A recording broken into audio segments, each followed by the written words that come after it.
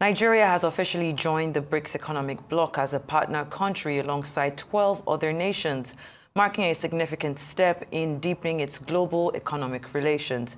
The announcement was made at the BRICS summit held in Kazan, Russia, from October 22nd through the 24th of 2024, further consolidating Nigeria's economic ties with emerging markets. In addition to Nigeria, other countries now recognize that as BRICS partner nations include Algeria, Belarus, Bolivia, Cuba, Indonesia, Kazakhstan, Malaysia, Thailand, Turkey, Uganda, Uzbekistan, and Vietnam. While these nations have not attained full membership status, their inclusion represents a pivotal moment for the bloc as it continues to expand its influence. For the merits and demerits of this development to Nigeria, we're now being joined by the Acting Director of Research and Studies Department in the Nigerian Institute of International Affairs, Professor Efem. It's good to see you, and it's good to have you on Newsday. Thank you very much for having me on your program this afternoon. Thank you. Now, just coming in, from Russia, Nigeria's now recent partnership with the BRICS, which in itself has sparked interest in how exactly it will impact our economy.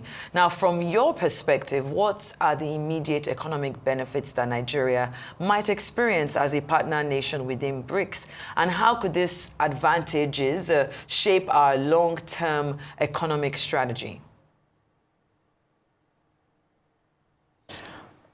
Yeah, quite an impressive question. I'd like to say first and categorically that, Nigeria being a member of BRICS, even though right now as an observer member, has a lot of positive impact on the nation. Remember that these countries that are part of BRICS are very huge economy. If you look at the original BRIC members, you have Brazil, you have Russia, you have India, you have China, you have South Africa. And that is even why at the last BRICS summit, when Nigeria wasn't part of its member, we were worried. But now, another great nation, with about 428 or so billion GDP economy, I think it will really impact positively in terms of trade, in terms of cooperation, with regard to peace and security and development. Now, if you look at the aim of BRICS actually is focused more on peace, security, development, and cooperation. And these are the things that have been part of the challenges of developing countries, especially Nigeria. Over the years, we've had challenges with regards to security. We have had challenges in trade because part of our dealings with the advanced economy, our trade has remained very imbalanced in favor of the developed economy. And in terms of development, we have a whole lot to do. And being a member of BRIC too, now the relationship is stronger. It's not like a distant relationship now, because you all have a common goal, and that goal is to solidify each and every member's economy, whether it's in trade or in terms of any other engagement, economic engagement. And so I think we all have benefits to get from the membership of BRICS. So there's a whole lot of advantages, whether it's in terms of industrialization. Remember the last FOCAC meeting that Nigeria also participated.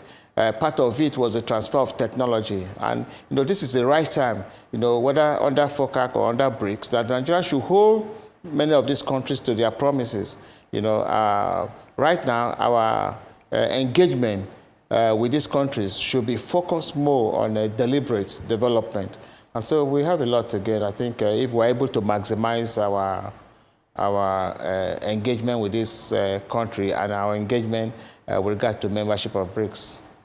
And it seems that it is Russia and China versus the West. Is this the beginning of the undoing of a power play domination that has held control for quite a while, and that is the U.S. and Western countries? Because the IMF says that growth is shifting towards the BRICS nations and away from the G six G7 nations. So is this perfect timing, and is it anti-American sentiment? What should the West be fearing? Well, I wouldn't want to refer to it as an anti-American sentiment. But one thing we have to understand in international relations and international politics, what has remained constant is change. And in this particular era, there's a probable reconfiguration and the redefinition of the international system. And, you know, historically, we've talked about hegemonic rise of new hegemonies and the decline of hegemonies. And so, well, the future of the international system will be a dispersed hegemony, and that's what I refer to is. Yesterday I was listening to my Director General. He talked about the fragmentation in the international system. This is just the beginning. But one thing that is sure is that this fragmentation is going to be in the form of collectivizations, groupings of nations coming together, especially developing nations. And one of such groupings is the Brics. Now, you know, there had been a lot of challenges within the international system, especially when you talk about the international capital and finance, where the convertible currency has remained the US dollar.